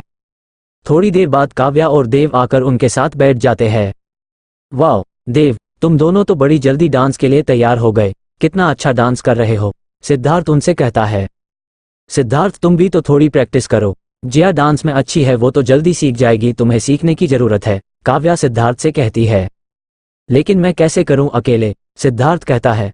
अरे तुम श्री के साथ करो ना, विधान भी लाइब्रेरी में बैठा कोई काम कर रहा है, तेरे साथ साथ श्री की भी प्रैक्टिस हो जाएगी। क्यों श्री? देव श्री की तरफ देखते हुए कहता है। हाँ क्यों नहीं, मुझे कोई प्रॉब्लम नहीं है, श्री कहती है। फिर श्री और सिद्धार्थ सबके सामने खड़े थे। म्यूजिक सिस्टम में एक कपल सॉन्ग प्ले किया गया। श्री ने भी इससे पहले कभी ऐसे डांस नहीं किया था। नीचे काव्या देव के साथ उन्हें करके दिखा रही थी, वैसे वैसे श्री सिद्धार्थ के साथ डांस कर रही थी। वही ऑडिटोरियम के गेट पर विधान खड़ा जलती निगाहों से श्री और सिद्धार्थ को डांस करते घूर रहा था। सिद्धार्थ का एक हाथ श्री की कमर पर था, वही दूसरा हाथ श्री के हाथ पर था और श्री का एक हाथ सिद्धार्थ के कंधे पर था। डांस करते वक्त श्री मुस्कुराते हुए सिद्धार्थ से कुछ कह भी रही थी। विधान के लिए यह नज़ारा बर्दाश्त के बाहर था। वो जल्दी से म्यूजिक सिस्टम के पास आता है और म्यूजिक बंद कर देता है। म्यूजिक ऐसे अचानक से बंद होते ही सब विधान को घूर रहे थे और विधान गुस्से में श्री को। सिद्धार्थ विधान का तमतमाता चेहरा देख समझ जाता है कि उसके भाई को जलन हो रही है, लेकिन वो विधान के गुस्से से वाकिफ था, इसीलिए वो फिलहाल चुप रहना बेहतर समझता है। सब चुप होते हैं, तब सिद्धार्थ बोल पड़ता है, चलो विधान भी आ गया, अब तो श्री और विधान को प्रैक्टिस करनी चाहिए, क्योंकि कपल डांस में दोनों को कुछ नहीं पता। उसकी बात सुन विधान श्री को घूरता हुआ उसके पास चला जाता है और सिद्धार्थ जाकर सबके साथ बैठ जाता है। उसे विधान को ऐसे जलन में देख बड़ा मजा आ रहा था। साथ ही उसे ये भी पता था कि विधान डांस कर लेता था, लेकिन वो बस अनजान बनने का नाटक कर रहा था। लंदन यूनिवर्सिटी में सिद्धार्थ और विधान साथ ही थे, तो सिद्धार्थ विधान की रग रग से वाकिफ था। म्यूजिक प्ले होता है। नीचे काव्या और देव दोनों को सिखाने को खड़े थे, लेकिन ये क्या? काव्या और देव को लग रहा था कि उन्हें विधान से सीखना चाहिए। विधान की एक एक स्टेप इतनी परफेक्ट थी कि वहां ऑडिटोरियम में मौजूद हर एक स्टूडेंट बस आंखें फाड़े उन दोनों को देख रहे थे। वही श्री को तो कुछ समझ ही नहीं आ रहा था क्या हो रहा है। वो तो जैसे जैसे विधान स्टेप कर रहा था उसका साथ दे रही थी। वो तो मानो सांस लेना भूल गई। लास्ट में विधान ने श्री को कमर से पकड़ ऊपर उठा लिया था और श्री अपने दोनों हाथ उसके कंधों पर टिका देती है, जिससे वहां खड़े हर स्टूडेंट जोर से तालियां बजाते हैं, तो श्री का ध्यान टूटता है। विधान श्री को नीचे उतार देता है और बिना कुछ बोले वहां चेयर पर बैठ जाता है। काव्या उछलते हुए श्री के पास आती है। श्री ये क्या था? श्री भी विधान के मूव से हैरान थी। मुझे भी नहीं पता कि ये क्या था। झूठी, कितना अच्छा डांस कर रही थी तू विधान के साथ, और कल दोनों बोल रहे थे तुम्हें डांस नहीं आता। काव्या मुंह बनाते हुए कहती है। मैं सच बोल रही हूँ, मुझे कपल डांस नहीं आता। पता नहीं, वो तो विधान जैसे स्टेप कर रहा था, मैं तो उसे फॉलो कर रही थी बस। श्री कहती है। चलो अब तुम दोनों की प्रैक्टिस की टेंशन तो नहीं है हमें, बस जिया और सिद्धार्थ की प्रैक्टिस करवानी है। काव्या खुश होते हुए कहती है। फिर देव खुश होते हुए कहता है, हाँ मैंने तो इन दोनों के डांस की वीडियो भी बना ली है, इससे स्टेप सीखेंगे। सच में मुझे दिखाना। काव्या ऐसा बोलते हुए देव के पास जाती है। देव अपने फोन में वीडियो प्ले करता है, जिसे देख सिद्धार्थ, काव्या और देव हैरानी से मुंह बना रहे थे, और श्री कभी उन्हें तो कभी विधान को देख रही थी। कितना झूठा है ये, मुझे झूठा बोल रहा था, मुझे तो बिल्कुल डांस नहीं आता, ऐसे अनजान बन रहा था कल, और आज देखो मुझे जैसे फुटबॉल की तरह हवा में उड़ा रहा था। मन तो कर रहा है इसका सर फोड़ दूं। श्री मुंह बनाते हुए विधान को घूर सोच रही थी। वीडियो खत्म होने के बाद वो तीनों बहुत खुश थे। देव, इसे मुझे सेंड करना, मैं रूम पर इसे देख प्रैक्टिस करूंगी। एक काम करना, ग्रुप में सेंड करना, जिया भी देख लेगी। काव्या कहती है। अच्छा अभी कैंटीन चलते हैं, बहुत भूख लगी है। देव अपना पेट पकड़ कहता है। श्री कैंटीन चले। काव्या श्री की तरफ देखती है। हाँ चलो। श्री अपना बैग उठाते हुए कहती है। वो सब ऑडिटोरियम हॉल से बाहर निकलते हैं। काव्या, सिद्धार्थ और देव तीनों बातें करते जा रहे थे, वही श्री उनके पीछे चल रही थी। तभी विधान उसके बराबर में चलने लगता है। श्री आगे जाने लगती है तो वो उसका हाथ पकड़ लेता है। श्री उसे गुस्से में कहती है, ये क्या हरकत है, मेरा हाथ क्यों पकड़ा है। वो अपना हाथ छुड़ाने की कोशिश करती है। मेरी मर्जी, तुम मेरी पार्टनर हो, विधान बिना भाव के कहता है। पार्टनर नहीं, डांस पार्टनर। ओके, अब तो डांस पार्टनर भी तुम, फाइटिंग पार्टनर भी तुम, लाइफ पार्टनर। विधान अपनी लाइन पूरी करता उससे पहले श्री उसकी बात काट देती है। Shut up. अच्छा अपना असली नाम तो बता दो, मुझे अच्छा लगेगा तुम्हें तुम्हारे नाम से बोलूंगा तो, विधान धीरे से कहता है। श्री उसकी तरफ आंखें निकाल कर देखती है। ओके तो मैं भी तुम्हें तुम्हारे दोस्त की तरह ही वृत्ति कह लेता हूँ, विधान कहता है। चुप हो जाओ। श्री उसे घूर कर देखती है। अच्छा ठीक है, तुम नाम बदल कर रह रही हो तो कोई वजह तो होगी ना, लेकिन मैं तुम्हें झूठे नाम से नहीं बुला सकता। एक काम करता हूँ, मैं मेरी तरफ से तुम्हें एक नाम दे देता हूँ, वो मैं तुम्हें बाद में बताऊंगा, विधान कहता है। फिलहाल मेरा हाथ छोड़ो, तुम्हारी लाइब्रेरी वाली हरकत मैं भूली नहीं हूँ, श्री गुस्से में कहती है। भूलना भी मत, आखिर तुम्हारी और मेरी फर्स्ट किस थी, वो भले ही मेरे गुस्से में थी, लेकिन भूलने की चीज थोड़ी है, बहुत स्पेशल है, विधान मुस्कुराते हुए कहता है। तुम्हारी ये मुस्कान देखकर मेरा खून खोलता है, मेरे ऊपर मत मुस्कुराया करो समझे तुम, और तुम कितने झूठे हो, कल बड़ी बड़ी बातें कर रहे थे मुझे डांस नहीं आता, और आज क्या था वो, श्री उसे थोड़ी गुस्से में कहती है। श्री की बात सुन विधान को श्री का सिद्धार्थ के साथ चिपक कर डांस करना याद आया, तो वो श्री का हाथ कसकर पकड़ लेता है। इस वक्त सब बातें करते हुए लिफ्ट से बाहर निकल रहे थे तो विधान श्री का हाथ पकड़ लेता है। लिफ्ट बंद हो जाती है और विधान श्री के आगे आता है। श्री तो हैरान थी कि आखिर ये विधान के मूड को पल पल में क्या हो जाता है। विधान जलती निगाहों से श्री को देखता है। दोबारा तुम्हें मैं किसी के इतना करीब देखना नहीं चाहता, अगर ऐसा हुआ तो दोनों के लिए अच्छा नहीं होगा, भले ही वो कोई भी हो, लेकिन मैं तुम्हें किसी के साथ थोड़ा भी करीब बर्दाश्त नहीं करूंगा। भले ही तुम जो कोई भी हो, मुझे कोई फर्क नहीं पड़ता, तुम्हारी सच्चाई जो कुछ भी हो मैं तुम्हें उसी तरह चाहूंगा जैसे अभी चाहता हूँ। इसीलिए ये बात तो दिमाग से निकाल देना कि तुम्हारा झूठ मुझे तुमसे अलग कर सकता है। तुम मेरी हो और हमेशा मेरी ही रहोगी। ऐसा बोल विधान श्री का हाथ छोड़ देता है और लिफ्ट का बटन प्रेस करता है। लिफ्ट का दरवाजा खुल जाता है और वो दोनों बाहर आ जाते हैं। श्री उससे और उलझना नहीं चाहती थी, इसीलिए वो विधान को कुछ नहीं कहती। CH51 कोलकाता मॉल अटैक के टेररिस्ट, फिलहाल मेरा हाथ छोड़ो, तुम्हारी लाइब्रेरी वाली हरकत मैं भूली नहीं हूँ, श्री गुस्से में कहती है। भूलना भी मत, आखिर तुम्हारी और मेरी फर्स्ट किस थी, वो भले ही मेरे गुस्से में थी, लेकिन भूलने की चीज थोड़ी है, विधान मुस्कुराते हुए कहता है। तुम्हारी ये मुस्कान देखकर मेरा खून खोलता है, मेरे ऊपर मत मुस्कुराया करो समझे तुम, और तुम कितने झूठे हो, कल बड़ी बड़ी बातें कर रहे थे मुझे डांस नहीं आता, और आज क्या था वो, श्री उसे थोड़ी गुस्से में कहती है। श्री की बात सुन विधान को श्री का सिद्धार्थ के साथ चिपक कर डांस करना याद आया, तो वो श्री का हाथ कसकर पकड़ लेता है। इस वक्त सब बातें करते हुए लिफ्ट से बाहर निकल रहे थे तो विधान श्री का हाथ पकड़ लेता है। लिफ्ट बंद हो जाती है और विधान श्री के आगे आता है। श्री तो हैरान थी कि आखिर ये विधान के मूड को पल पल में क्या हो जाता है। विधान जलती निगाहों से श्री को देखता है। दोबारा तुम्हें मैं किसी के इतना करीब देखना नहीं चाहता, अगर ऐसा हुआ तो दोनों के लिए अच्छा नहीं होगा, भले ही वो कोई भी हो, लेकिन मैं तुम्हें किसी के साथ थोड़ा भी करीब बर्दाश्त नहीं करूंगा। भले ही तुम जो कोई भी हो, मुझे कोई फर्क नहीं पड़ता, तुम्हारी सच्चाई जो कुछ भी हो मैं तुम्हें उसी तरह चाहूंगा जैसे अभी चाहता हूँ। इसीलिए ये बात तो दिमाग से निकाल देना कि तुम्हारा झूठ मुझे तुमसे अलग कर सकता है। तुम मेरी हो और हमेशा मेरी ही रहोगी। ऐसा बोल विधान श्री का हाथ छोड़ देता है और लिफ्ट का बटन प्रेस करता है। लिफ्ट का दरवाजा खुल जाता है और वो दोनों बाहर आ जाते हैं। श्री उससे और उलझना नहीं चाहती थी, इसीलिए वो विधान को कुछ नहीं कहती। श्री कैंटीन में जाकर अपने सभी दोस्तों के पास बैठ जाती है। वो सब सैंडविच जूस ऑर्डर करते हैं और सभी खुश होते हुए बातें कर रहे थे। एक कोने में दीप्ति दुबकी बैठ श्री को घूर रही थी। विधान ने रोहन की जो हालत की उसके बाद तो उसने श्री को नुकसान पहुंचाने का ख्याल भी दिमाग से निकाल दिया। दीप्ति तो शुक्र मना रही थी कि वो रोहन के साथ लाइब्रेरी में नहीं थी, क्योंकि दीप्ति ने बेहोश रोहन की हालत देखी थी। ऐसा लग रहा था जैसे रोहन को जंगली जानवरों के बीच छोड़ दिया था जिन्होंने उसकी चमड़ी उधेड़ दी। काव्या कल की बात याद कर सिद्धार्थ से पूछती है, वैसे रोहन का क्या हुआ? कल उसे देख तो लग रहा था बहुत बुरी हालत है, वो तो जिंदा नहीं बचेगा। सिद्धार्थ उसे बताता है, मैंने पता किया था, वो कोमा में है। उसके डैड ने कोई कंप्लेन नहीं की क्योंकि पुलिस केस होने पर रोहन के पुराने काले चिट्ठे सबके सामने खुल जाते। उन्होंने रोहन को इलाज के लिए अमेरिका भेज दिया है। अच्छा हुआ, अब उस घटिया इंसान की शक्ल तो नहीं देखनी पड़ेगी। अब दोबारा कोई श्री को परेशान करने की हिम्मत नहीं करेगा, दीप्ति बोलती है। श्री जो अपने ही किसी ख्यालों में खोई हुई थी, उसका फोन बजता है। ये श्री का असली वाला फोन था जो दिखने में बिल्कुल उसके दूसरे फोन की तरह था। श्री को पता था कि किसी भी वक्त इमरजेंसी आ सकती है, इसीलिए वो इसे अब अपने साथ रखती थी। श्री फोन की स्क्रीन पर देखती है तो ASA नाम शो हो रहा था। ये विधान के दादाजी का नंबर था, किसी को शक ना हो इसीलिए श्री ने इसे ऐसे सेव किया था। श्री फोन देख एक बार सबकी तरफ देखती है। सब इस वक्त बातों में मशरूफ थे, तो श्री जल्दी से फोन पिक कर साइड में चली जाती है, लेकिन विधान का ध्यान सिर्फ श्री पर था। श्री साइड में जाकर फोन कान से लगा लेती है, साथ ही वो अपने पीछे भी देखती है क्योंकि वो नहीं चाहती थी कि दोबारा विधान या कोई और आकर उसकी बातें सुन ले। हेलो सर, श्री बोलती है। वृत्तिका, मुझे कुछ इम्पोर्टेंट बात करनी थी, तुम फ्री हो इस वक्त? अभय सिंह जी कहते हैं। सर मैं कॉलेज में हूँ, आप बोलिए कोई इम्पोर्टेंट बात हो तो, श्री कहती है। दरअसल हमें हमारे सोर्सेज से एक लीड मिली है।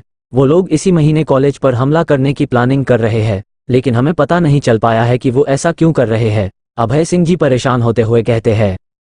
श्री अपना दिमाग दौड़ाती है, तब उसकी आंखें हैरानी से फटी रह जाती है। वो थोड़ा अटकते हुए कहती है, सर आई थिंक वो लोग कॉलेज में होने वाले फंक्शन के दौरान अपने प्लान को अंजाम देंगे, क्योंकि इस महीने एक खूबसूरत लड़की जिसकी खूबसूरती देखकर हर इंसान बोले कि यह आसमान से उतरी हुई किसी परी की तरह है, उसके साथ होता है अन्याय और वह घर छोड़कर भाग जाती है। पर अभी भी उसका दर्द कम करना भगवान को मंजूर नहीं था और फिर से एक बार बदलती है उसकी जिंदगी और उसकी शादी हो जाती है एक ऐसे माफिया से जो करता है पूरे एशिया में राज। और अब होती है उसके जिंदगी की असली शुरुआत। कैसे बेरहम माफिया देता है उसे दर्द और फिर ऐसा क्या हो जाता है कि वह पागल हो जाता है। उसके प्यार में उसकी मासूमियत से नहीं बच पाता है उसका दिल और वह करने लगता है उसे बेनतहा मोहब्बत मासूमियत से भरी चांद की कहानी जो कर देती है एक डेविल माफिया को भी अपना दीवाना। इस स्टोरी को पूरा सुने, आप भी हो जाएंगे चांद के दीवाने। चैनल को सब्सक्राइब कर सर्च करें mafia cute girl. Mafia cute girl में यही एक एक्टिविटी है जिसके टाइम सारे स्टूडेंट्स टीचर एक जगह रहेंगे और उनके लिए आसानी होगी।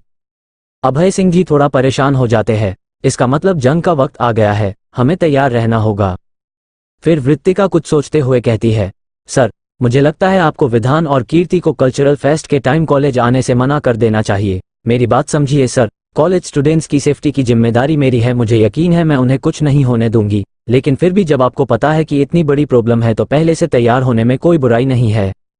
अभय सिंह जी उसकी बातों का मतलब समझ जाते हैं। मुझे पता है वृत्तिका, तुम विधान और कीर्ति को लेकर काफी परेशान हो और मैं भी मेरे बच्चों से बहुत प्यार करता हूँ, लेकिन इस वक्त कॉलेज का हर स्टूडेंट मेरे बच्चों की तरह है और सबकी सेफ्टी जरूरी है। मुझे तुम पर पूरा यकीन है, तुम उन्हें कुछ नहीं होने दोगी और फिर तुम्हारे साथ हम हैं। जैसे ही तुम इशारा करोगी हमारी फोर्स स्टूडेंट्स को सही सलामत बचा लेगी। तुम हेडक्वार्टर आ जाओ, बाकी बात वहां डिस्कस कर लेंगे। वृत्तिका को अभय सिंह जी की बातों को सुन बहुत गर्व हो रहा था। आखिर इतना अच्छा इंसान आर्मी सीनियर चीफ से रिटायर होने के बाद भी आर्मी से जुड़ा है, ये बात उसे अब समझ आई थी। ओके सर, जैसे ही कुछ इन्फॉर्मेशन मिलती है मैं आपको बताती हूँ। मैं शाम को हेडक्वार्टर आ जाऊंगी, वृत्तिका कहती है।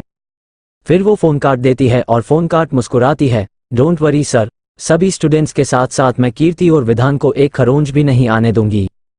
उधर विधान श्री के बनते बिगड़ते भावों को देख समझने की कोशिश कर रहा था, लेकिन उसे पता था वो अगर श्री से कुछ भी पूछेगा वो उसे कुछ नहीं बताएगी। विधान श्री को ऐसे ही देखे जा रहा था। ये श्री आखिर है क्या? ऐसी क्या सच्चाई है जो वो सबसे छुपा रही है और इसका नाम तक मुझे नहीं पता? कैसे पता लगाऊं? आखिर राजन ने इतनी कोशिश की श्री की फोटो से उसकी पहचान ढूंढने की, लेकर उसे कुछ पता नहीं चला। ऐसा कैसे हो सकता है? आई थिंक दादाजी मेरी हेल्प कर सकते हैं, लेकिन मैं अभी डायरेक्टली उनसे नहीं पूछूंगा, पहले खुद पता करने की कोशिश करता हूँ। लेकिन एक बात तो साफ है श्री, तुम जो कोई भी हो, तुम्हारी सच्चाई जानने के बाद भी तुम्हें जाने तो मैं नहीं दूंगा।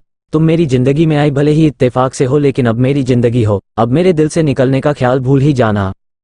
ये सोचते हुए विधान हल्का मुस्करा अपना ध्यान बाकी दोस्तों की तरफ कर लेता है।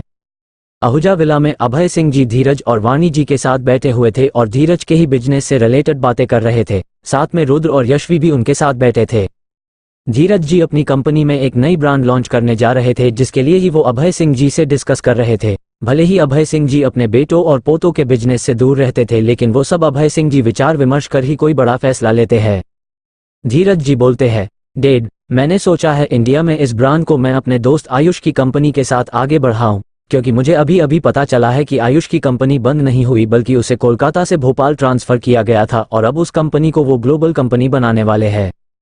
अभय सिंह जी को उसकी बात सुन ऋतिका का ख्याल आता है। ये तो बहुत अच्छी बात है बेटा, आयुष का जिक्र किए तुम्हें काफी साल हो गए, आज अचानक से तुम्हारे मुंह से ये सुन रहा हूँ। तुमने तो कहा था कोलकाता में उनकी कंपनी बंद हो चुकी है, तुमने इंडिया आने के बाद पता किया था ना? हाँ डैड, लेकिन मुझे भी ये बात अभी पता चली है। आयुष की कंपनी को कोलकाता से भोपाल ट्रांसफर किया गया था। ये कंपनी आयुष की बेटी वृत्ति के नाम है। इससे ज्यादा अभी मैंने कुछ पता नहीं किया है। मैंने और वाणी ने सोचा कि क्यों ना इतने साल बाद अपने दोस्त से मिलकर उसे सरप्राइज दे। इंडिया से जाने के बाद कभी उससे बात ही नहीं हुई। धीरज जी बहुत उत्सुकता से अभय सिंह जी को बता रहे थे। तब वाणी जी भी मुस्कुरा कर कहती है, हाँ पापा जी, करीब 15 साल बीत गए, अब तक तो बच्चे भी बहुत बड़े हो गए होंगे। मैंने तो सोचा ही नहीं था कि सबसे बिछड़े इतना वक्त हो जाएगा। हमारे बिजनेस के चक्कर में इनकी बचपन की दोस्ती बिछड़ गई।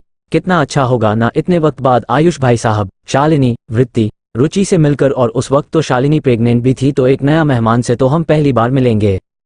वाणी जी बहुत खुश थी, हो भी क्यों ना, आखिर उस परिवार से इनका रिश्ता उस वक्त काफी गहरा था। तभी रुद्र बोलता है, डैड, आप विष्णु अंकल, नंदिनी आंटी का नाम लेना तो भूल ही गए, और तो और वैष्णवी और करण। आखिर आयुष अंकल और विष्णु अंकल की जोड़ी राम लक्ष्मण की तरह जो थी, अरे मैं उसे कैसे भूल सकता हूँ। वो तो अपने बड़े भाई के आगे कुछ नहीं देखता। मैं कभी सोचा नहीं था कि सबसे बिछड़ने के बाद मैं इस तरह सबसे मिलूंगा। धीरज जी मुस्कुराकर बोलते हैं। वैसे कंपनी का क्या नाम रखा है धीरज? आयुष ने अभय सिंह जी पूछते हैं। डैड, ऐसे ग्लोबल एंटरप्राइजेज, वो इसे एक इंटरनेशनल कंपनी बना रहे हैं, इसीलिए इसका जिक्र आया था। तो मुझे एकदम से ख्याल आया कि ये आयुष की ही कंपनी हो सकती है, इसीलिए कंपनी का ऑनर चेक किया तो उसकी बेटी कंपनी की ऑनर है। और ये तो बहुत अच्छा है। ठीक है, तो तुम सब तैयारी करो भोपाल जाने की। मुझे एक जरूरी काम है, तो मैं हेडक्वार्टर जा रहा हूँ, शाम को बात करते हैं, अभय सिंह जी कहते हैं। Okay dad. फिर अभय सिंह जी वहां से चले जाते हैं और वाणी जी यशवी को आयुष और धीरज जी की दोस्ती के बारे में बताने लगती है, क्योंकि यशवी इस परिवार से अभी अभी जुड़ी थी, उसे पुरानी बातों के बारे में कुछ नहीं पता था। शाम के वक्त वृत्तिका आर्मी हेडक्वार्टर के लिए निकलती है। अंदर वो सीधे अभय सिंह जी के ऑफिस में जाती है। अभय सिंह जी पहले से उसका इंतजार कर रहे थे। वृत्तिका ने अपना फेस कवर कर रखा था। अभय सिंह जी अपने पास खड़े एक सोल्जर को बाहर जाने का इशारा करते हैं। वो सोल्जर बाहर चला जाता है और उसके जाते ही वृत्तिका अपना मास्क उतार देती है और अपने सर से कैप भी हटा देती है। सर, आपका मैसेज देखा था मैंने, कोई और इन्फॉर्मेशन मिली है क्या? वृत्तिका थोड़ी हैरानी से अभय सिंह जी से पूछती है। हाँ वृत्तिका, दरअसल खबर मिली है कि जो लोग कॉलेज में हमला करने वाले हैं, वो लोग पहले भी ऐसा कर चुके हैं। ये सब लोग उसी पुरानी गैंग का हिस्सा है, लेकिन उसका मास्टरमाइंड कोई और था और वो तब से लेकर अब तक लापता है। उसका नाम याद नहीं है अभी मुझे। और हाँ, उस हमले के वक्त उन टेररिस्टों ने बड़ी आसानी से सबको छोड़ने के बदले पूरे 5,000 करोड़ रुपए की फिरौती की मांग की थी, लेकिन पैसे मिलते ही वहां से निकलते ही बॉम्ब ब्लास्ट करवा दिया, अभय सिंह जी कहते हैं। वृत्तिका थोड़ी कंफ्यूज हो जाती है और साथ में उसे बात समझ भी आती है। वो हैरानी से पूछती है, कौन सा हमला सर? क्या कुछ और पता चला है? शायद इससे हमें कुछ लीड मिल जाए। हमारे लिए पुराना केस बहुत ही हेल्पफुल हो सकता है। काफी पुराना केस था वो, उस वक्त मैं कर्नल की पोस्ट पर था और कश्मीर में पोस्टेड था, इसीलिए इस केस का अंदाजा मुझे नहीं था। करीब 6 साल पहले का है ये। कोलकाता मॉल केस था वो। हजारों लोगों की जान गई थी उसमें, और इस हमले में कुछ लोग उसी गैंग के आदमी है, ये हमें पता चला है। अभय सिंह जी दिमाग पर जोर देकर बता रहे थे। और उनकी बात जैसे ही वृत्तिका के कानों में पड़ी, उसके हाथ पैर कांपने लगे। उसके शरीर से जैसे किसी ने जान खींच ली हो। अभय सिंह जी की बात तो जैसे उसके कानों में ही नहीं पहुंच पा रही थी। अभय सिंह जी जैसे ही अपनी बात पूरी कर वृत्तिका की तरफ देखते हैं, वो घबरा जाते हैं, क्योंकि वृत्तिका का पूरा चेहरा पसीने से तरबतर था और वो कांप रही थी। अभय सिंह जी अपनी सीट से खड़े हो जाते हैं और वृत्तिका को पानी का ग्लास पकड़ाते हैं। वृत्तिका जैसे ही उस ग्लास को पकड़ती है, वो उसके कांपते हाथों से छूट जाता है। Vrittika, are you okay? Abhay Singh ji Vrittika के गाल को थपथपाते हैं। सर, मैं 2 मिनट में आई। इतना बोल वृत्तिका वॉशरूम की तरफ लड़खड़ाते हुए जाती है। विधान सिंह जी को समझ नहीं आ रहा था कि आखिर वृत्तिका को क्या हुआ अचानक से। वृत्तिका वॉशरूम में जाती है तो मिरर के सामने खुद का चेहरा देखती है। मिरर में उसे वो ही 6 साल पुरानी झलकियां याद आती है जो उसे चैन से जीने नहीं दे रही थी। वो बेतहाशा दौड़े जा रही थी, किसी को पुकारे जा रही थी, लेकिन कोई उसकी आवाज नहीं सुन रहा था। वृत्तिका की आंखें इस वक्त लाल थी मानो उनमें खून उतर आया हो। अगर ये लोग सच में उस अटैक से रिलेट रखते हैं तो उनमें से एक भी जिंदा नहीं बचेगा। वृत्तिका इस वक्त पूरी काम रही थी। वो अपने चेहरे पर ठंडे पानी के छींटे लगाती है और फिलहाल गुस्से पर कंट्रोल करने की कोशिश करती है, लेकिन उसे ऐसा लग रहा था उसके दिमाग की नसें फट रही थी। नहीं, मुझे जानना है इन्होंने अभी क्या बताया। मैंने आगे सुना क्यों नहीं, मुझे जानना है। कंट्रोल वृत्ति, कंट्रोल। फिलहाल अपने गुस्से पर कंट्रोल रख, मुझे पूरी बात जाननी है। लेकिन मैं क्या करूं, मेरा पूरा शरीर कांप रहा है, मैं कैसे कंट्रोल करूं खुद पर। वृत्तिका बस आईने में देख बड़बड़ाए जा रही थी। तब वृत्तिका बाथरूम से बाहर आती है और अभय सिंह जी के आगे चेयर पर बैठ जाती है। अभय सिंह जी बहुत परेशान हो रहे थे। उन्हें वृत्तिका की लाल आंखें दिखाई दी, जिसे देख वो थोड़ा डर गए। वृत्तिका, आई थिंक तुम्हें घर जाकर रेस्ट करना चाहिए, तुम्हारी तबीयत मुझे ठीक नहीं लग रही। नहीं सर, मैं ठीक हूँ। आप बताइए, मुझे कोलकाता मॉल अटैक के बारे में बता रहे थे, मैं जानना चाहती हूँ आपको क्या पता चला है। वृत्तिका की आंखों के भाव इस वक्त अभय सिंह जी को समझ नहीं आ रहे थे। उस केस को देख लगता है कि अगर इनकी मांगे पूरी की तब भी ये सबको मारने का ही सोचेंगे, इसीलिए उन्हें पूरी तरह खत्म करना होगा। लेकिन उस प्लान का मास्टरमाइंड उस हमले के बाद दोबारा इंडिया नहीं आया है। ये कोई और है जो उस हमले की नकल करने की कोशिश कर रहा है। उस वक्त के हमले के बाद उनमें से सभी भागने में कामयाब नहीं हो पाए थे, फिर वो इंडिया में ही नाम बदल कर छुप रहे थे। उस वक्त वो टेररिस्ट का लीडर था। तभी वृत्तिका बीच में बोलती है, अबुल कासिम मलिक। वृत्तिका ने एक एक शब्द पर जोर देकर कहा मानो वो अपने अंदर का लावा निकाल रही हो। और वही अभय सिंह जी हैरानी से वृत्तिका के चेहरे की तरफ देखते हैं जो खोलते ज्वालामुखी की तरह लग रहा था। आगे के एपिसोड सुनने के लिए सब्सक्राइब कीजिए हमारी चैनल किट्टू को, ताकि मुझे नए एपिसोड बनाने की प्रेरणा मिलती रहे। Thank you for your support.